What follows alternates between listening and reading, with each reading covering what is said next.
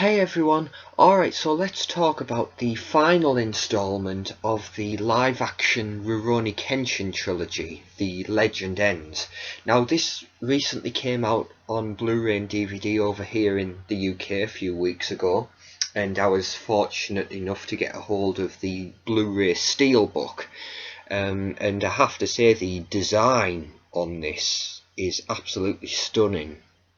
I think of the three steelbooks that have come out, this one is my favourite of the three. I was hoping actually that they would use this for the front cover. Of course, this is taken from the last scene of Kyoto Inferno, but it was used on a number of the posters for The Legend Ends, and when I saw that I was saying I'd really love to see that on at least the Blu-ray Steelbook, and sure enough they went ahead and used it. Of course the cover for the DVD version is different. It's got a shot from the fight at the end of The Legend Ends between Shishio and Kenshin. So this film is essentially the conclusion to the Kyoto arc, of course, which began in Kyoto Inferno and carries on over into this film. And of course, in this film we finally see the ultimate showdown, Kenshin and Shishio one-on-one finally. It's been building up ever since Kyoto Inferno. Now, in The Legend Ends, we're finally going to see it. And this film does such a good job. Well, it's a brilliant way to cap off the trilogy for a start. It's a brilliant conclusion. And it's a brilliant conclusion to this Kyoto arc that's being told. And it did a fantastic job of, maintaining the high standard that the two previous films had set. When you watch this trilogy back to back as a whole, it's brilliant because there's such a consistently high quality throughout the three films. It never really feels as though there was ever a dip in quality. It always managed to achieve and maintain that high quality standard throughout all of the three films, and that's one of the reasons this trilogy is such a joy to watch. It really is. But yeah, this movie, it's got a brilliant combination of character development still, because of course we're introduced to Kenshin's master, Seijuro Hiko, the man who taught Kenshin everything he knows. So being introduced to his character and seeing that character develop, and seeing the relationship between Seijuro Hiko and Himura Kenshin, that was fantastic. And you get to see that at the beginning of the film, the recreation of that scene from Trust and Betrayal where the two of them meet for the first time. That was a nice little addition, and of course Kenshin, when they first met, was only a young boy named Shinta at the time, and then of course we see Seijuro Hiko give him the name Kenshin and say, I will teach you my sword style, and taking him on as his apprentice and, adopting him as a son, because, he wasn't just a teacher to this guy, he was essentially his father, because Kenshin, when Seijuro Hiko found him, Kenshin had lost everything, he had no family left, But yeah, getting to see the development of that relationship, and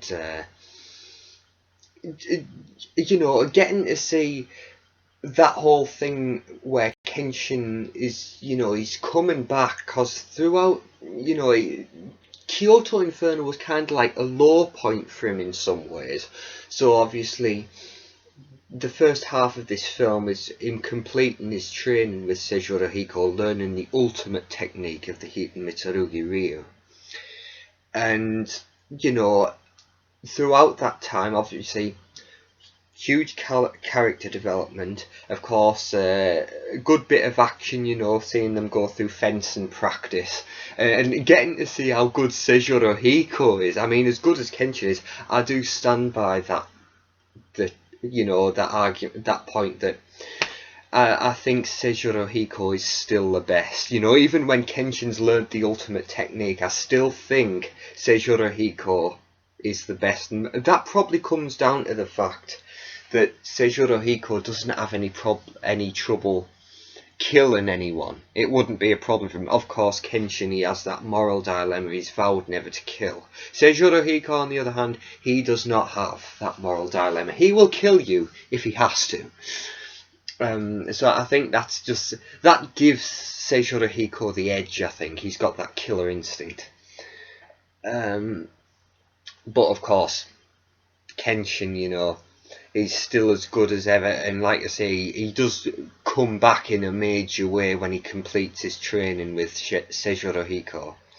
And even his mindset completely changes as well. You know, he's it's subtle, but you can tell, when you see after he leaves Seijuro Hiko and returns to Tokyo to finally finish Shishio off, there's certain things about the character that, you know, subtle differences, and you think, yeah, that's not the same. You know, this is a new and improved version. This is a guy who's, you know, he's become more settled. He's become more level-headed. He's kind of gone from the Jedi Knight to the Jedi Master, to put it in Star Wars terms. You know, he's become a lot more level-headed and focused, and even matured in some ways. You know, it's subtle, but there is a clear difference from the Kenshin we get in the second half of The Legend Ends to the Kenshin we've been seeing in the first film and the second film. But yeah, of course, so that pretty much comprises the first half of the film. Kenshin is with Seijuro Hiko for most of the first half. Then, of course, comes back to Tokyo, and then we have the final battle. You know, Kenshin, Hajime Saito, Sanosuke, and even Shino Moriyoshi, they all combine. They all join forces to take on Shishio Makato and his 10 swords and all his other men in that huge battleship that is, like I said, building that. And what a way to hold the capital of the country hostage. Yeah, we've got a huge armoured black battleship with all of its cannons aimed at you. But yeah, the huge battle that takes place at the end it's a spectacle.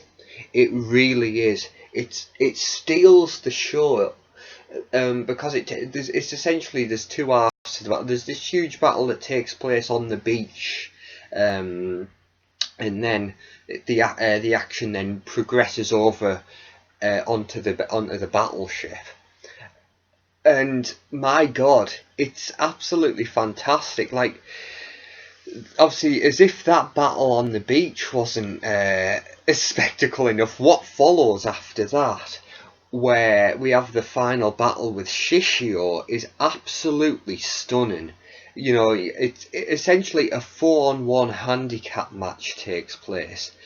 Himura Kenshin, Hajime Saito, Sanosuke, and Shino Moriyoshi all take on Makato Shishio, and I tell you what, it's absolutely amazing. When I was watching it for the first time, I could not believe, because it starts out Kenshin and Shishio 1-on-1, and then Shishio gets the upper hand and puts Kenshin out for a while, and then and then Shishio says, it's gloating, saying, "Oh, is this over so soon?"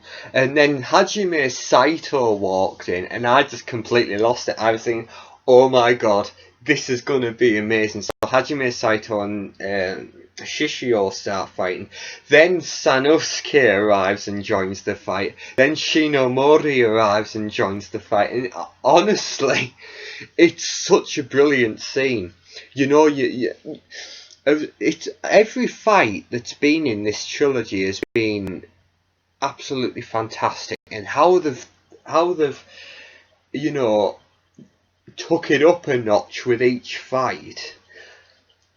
It's absolutely amazing how they've like surpassed themselves. And there was, like I say, how do you do a final fight to end the trilogy? This is how you do it. 4-on-1 handicap match. It's absolute, honestly, you've got to see this. It really is the highlight of the film. This, all of these four warriors taking on Shishio, battling for the fate of Japan. It's absolutely brilliant. And it's like, obviously you've had this great build-up that's took 2 films to culminate. And yeah, the payoff really is worth it. When I was watching it for the first time, I couldn't believe what I was witnessing. It was just so much awesomeness on screen. But then, of course, the way the fight ends, it does come down to just Shishio and Kenshin, as it should. You know, the 2 assassins, they're finally gonna fight it out and put an end to this. And honestly, it's just so well done. The love when I was talking about films 1 and 2, I talked about how it felt like a passion project. You know, everyone involved loved what they were doing and wanted to make the best film they could. Same thing applies here. Obviously, the fight sequences, so much time and effort's been put into them. But also, when you look at the dialogue and the acting as well, absolutely fantastic. The storytelling, it's not just about the fight scenes, you know. Everything in this film is stunning, as it has been throughout the entire trilogy. Not to repeat, sorry, apologies for repeating what I've said in the previous video, but everything down to the costume designs, the design of the weapons, and the props and the locations, there's a scene where Karu, when she's recovered in hospital, she goes down onto the beach, and the beach is stunning. And there's a scene where, when Kenshin's training with, doing his sword practice with Seijuro Hiko, and the location, they go out into this forest filled with bamboo trees. It's absolutely stunning, the locations that they've used. Like I say, Kyoto and Tokyo look absolutely stunning, but obviously we'd seen them before. But the new locations we see in this film, and like I say, as if that battleship wasn't impressive enough, just the whole set designs across the board. And even when we go back to the Kamiya dojo for a bit, that whole dojo and the garden that they've got, it's absolutely brilliant. Honestly, set design in these movies has been top notch. Set design, costume design, prop design, just so good. You know, I don't think any of these movies, any of the 3, have been nominated for Oscars. That's a disgrace. It really is. And of course, the music score is as brilliant as ever. It's so deserving of recognition, you know, in terms of awards. I mean, we know how good it is, but it would be nice to get that official recognition, like, you know, best costume design, best music score, you know, something for the art design, that's, you know, the cinematography. It's just all so good. And like I say, the way the action sequences are shot, you know, it doesn't fall into that shaky cam type stuff, you know, and fast editing, you know. Even though the action's very fast paced, to put it mildly, you know, you can still tell what the hell's going on. And of course, another thing, you know, I've ranted about PG-13 over and over again. This movie certainly is not. This movie, you know, there's buckets of blood thrown at the camera in this movie. It's not watered down in the least, but you know, it's so effective, you know. So when you have that final battle, the 4-on-1 at the end, you know, everyone's beaten to hell, and you can see you know, the amount of blood they all lose. Poor Sanosuke, my God, he loses a ton of blood in this movie. It's just like, these guys, you know, they're putting it all on the line for the fate of Japan, and you're right there with them, and it's just, oh it's intense. It really is intense. It succeeds on that score. There's a huge amount of tension in the air. You know that fight at the end. You don't know which way it's gonna go. And you know, as you're watching it, you seriously are questioning, Jesus, these four great warriors, and Shishio's still pushing them all to the limit. I don't even know if them four together can beat him. You know, they needed Seijuro Hiko there, you know. He's probably the only one who could have beaten Shishio single-handedly. You know, as good, like I say, as great as Kenshin is, it comes down to that whole thing again, you know. Seijuro Hiko's willing to kill a guy if he has to. Kenshin, obviously, he has that moral conflict, but hey, you can't blame him because he's you know, been messed up over the years. Some of the stuff he's been through, my God, it's understandable, you know. But yeah, I cannot say enough good things about this movie or this trilogy as a whole. It's a beautifully well done trilogy. Again, the way it ends, they leave it open, you know, for a possibility. Obviously, they conclude the Kyoto arc, but the way they leave the story as a whole is they do leave it open, so that we could, you know, there's the possibility of future movies.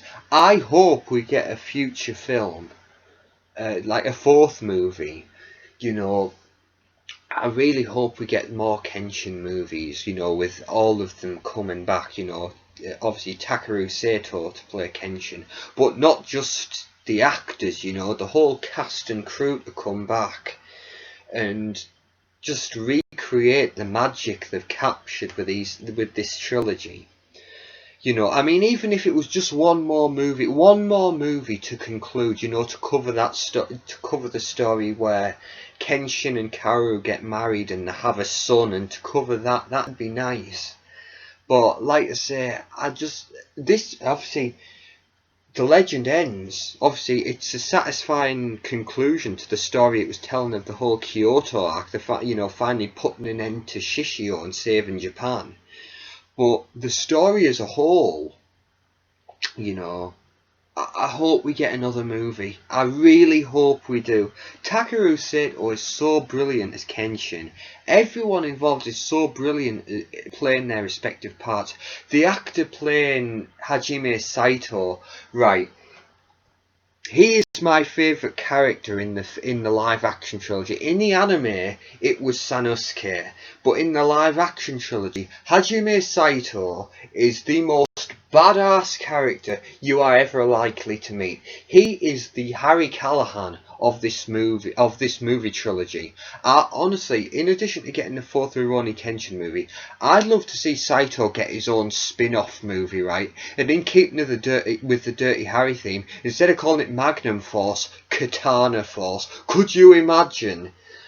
I mean, with Hajime Saito as the main character, you could still feature Kenshin and Sano in it and Kaoru as like side characters, you know, like he goes over to see him at some point, you know, and maybe when in the huge climax he goes to Sanosuke and Kenshin and says, "Look, I'm going to need your help to deal with whatever we're dealing with." Maybe it could be a similar sort of storyline to Magnum Force, you know, with corrupt cops trying to, you know, going out performing assassinations and, you know, trying to overthrow the new government. Add that in there. So Hajime Saito has to put a stop to them, and he goes to get, you know, with the help of Kenshin and Sanosuke. But honestly, there's just so much room for future Kenshin films, and you know, obviously Star Wars has taken off, as we've said, and of course the whole Marvel universe has taken over, and of course I know Warner Brothers is doing Batman vs Superman and the Justice League, and of course Universal going into works on Fast and Furious 8, you know, just Warner Brothers, they need, you know, something to rival these, obviously, yeah, we're going to get Batman versus Superman in the Justice League. Obviously, they're going to do another, well, obviously, New Line, owned by Warner Brothers, they're going to do a new Mortal Kombat movie, you know, but it'd be nice, obviously, if Warner Brothers they did another Middle-earth movie, you know, taken from the Lord of the Rings appendices, but it'd be nice if they did another Kenshin movie as well. And obviously, this trilogy's made a lot of money, the Rurouni Kenshin live-action trilogy. It's made a lot of money, so there's no reason why they couldn't make a fourth one, you know. And I'm sure it'd be just as successful. You know, I've seen on message boards, discussion boards, you know, people saying, you know, hey, if they made a fourth movie, I'd be more than happy to see it, you know. And even I think there's something of a demand for a fourth movie. I mean, honestly, I'd just love to see, you know, a movie that did covered that story of Kenshin and Karo getting married and having the kid, and just to wrap that whole story up. And of course, there's been rumours, you know, or demand. It'd be nice if we got a live-action remake of Trust and Betrayal. That'd be very good.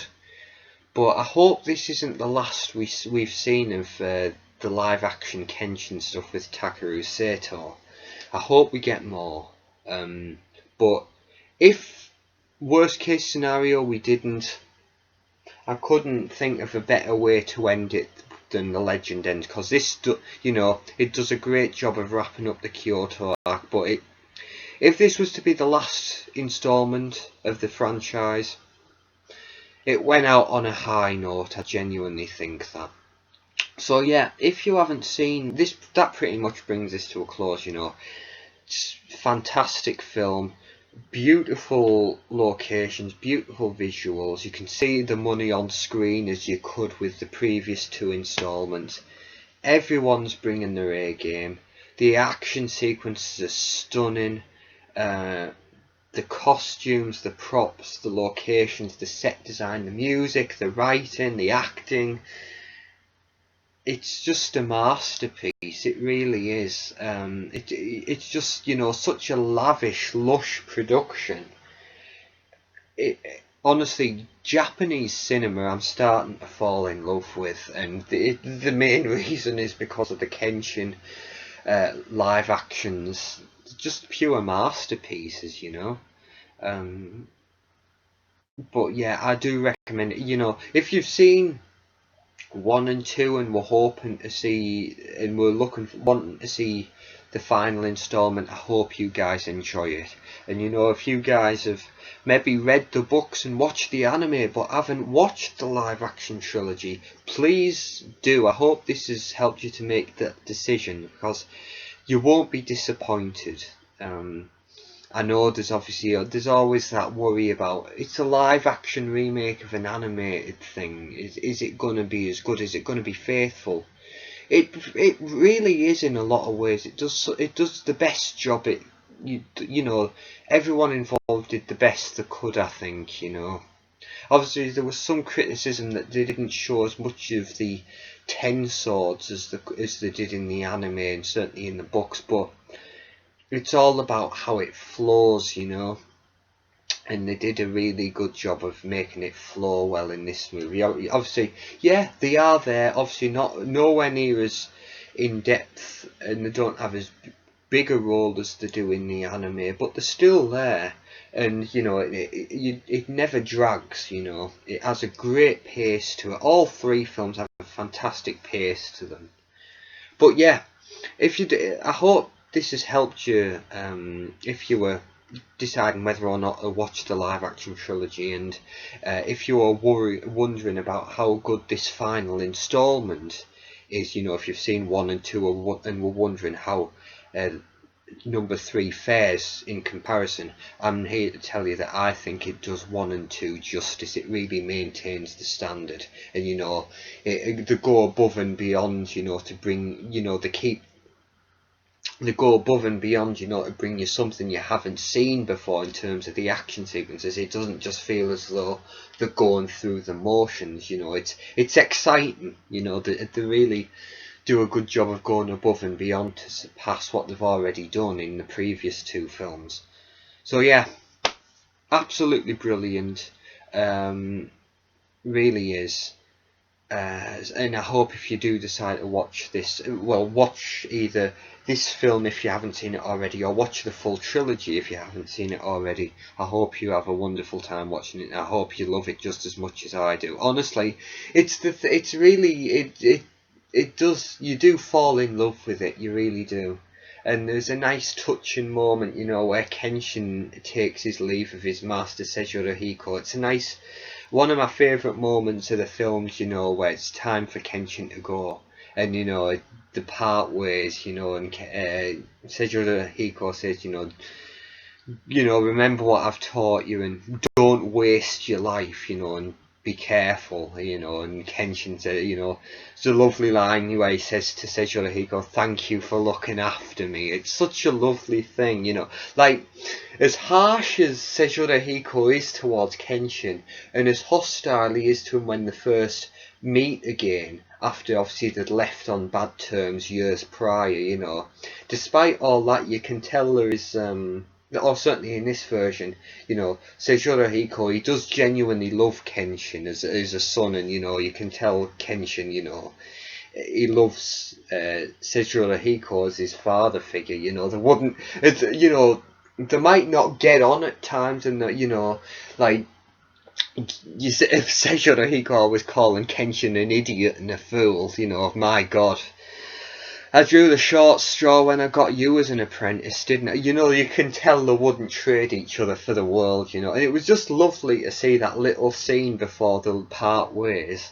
But yeah, there's just such a lot of great stuff throughout there's little moments all throughout the trilogy, and in this movie in particular, you know, as its own movie, it's just so fantastically it's fantastic. I'm sorry if I sound like a broken record just saying the same thing again, but yeah, I better leave this here. I've rambled for long enough. I'm sorry this has been very messy review, but my reviews, they're not neat and tidy. I apologise for that, but thank you for sticking with me, and I can't recommend this film or this trilogy enough. So if you guys have seen it already, I hope you loved it and enjoyed it as much as I did, and this film and the trilogy as a whole. And if you're deciding whether or not to watch this film and or this trilogy as a whole, I hope this has helped you. If you do, I hope if you do watch it, you love and enjoy every minute of it, just like I have. But yeah, that brings us to a close. Thanks for sticking with me. Thanks for watching, and enjoy, guys. Thank you, and I'll see you all later on. Thanks, everyone.